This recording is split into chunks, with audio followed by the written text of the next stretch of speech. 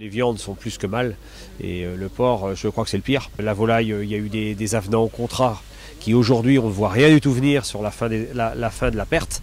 Sur le lait, il y a des avancées notables. Après, on est ultra méfiant, au moins en Mayenne, puisque tout le monde nous annonce ça comme des avances de trésorerie. J'ose imaginer, au moins pour le groupe Carrefour, après on verra les autres, mais j'ai aussi eu le groupe Leclerc au téléphone, les directeurs nous appellent évidemment, ils croient qu'on vient chez eux le prochain coup.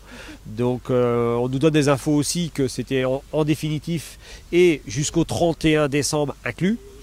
Donc ce qui voudrait dire que le prix du litre de lait devrait augmenter durablement.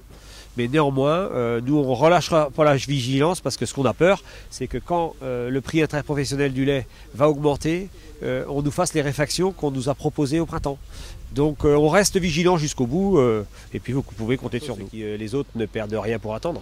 Et je pense très honnêtement que la semaine prochaine, si rien n'aboutit dans les négociations commerciales au niveau national, qui sont engagées, on est d'accord, mais qui ne sont pas abouties, donc tant que ce n'est pas abouti, quelle que soit la production en élevage, nous on ira chez un autre la semaine prochaine, quoi.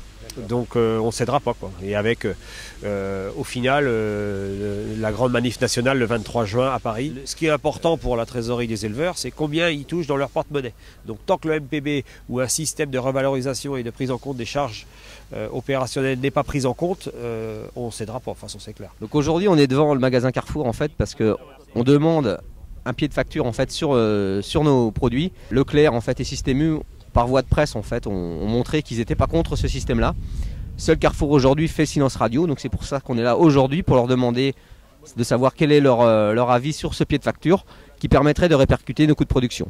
Et en plus on veut une avancée aussi sur tout ce qui est aspect origine des viandes en fait, où on réclame que dans les magasins, dans les hypermarchés, il y ait des rayons spécialement françaises identifiés pour que le consommateur ne soit pas floué. Donc nous sommes là aujourd'hui, la viande bovine comme pour le porc, déjà par soutien à la production porcine, qui sont impliqués peut-être un peu plus que nous, mais nous la viande bovine, même si les cours sont plus hauts, on peut dire plus hauts que l'année dernière, c'est vrai.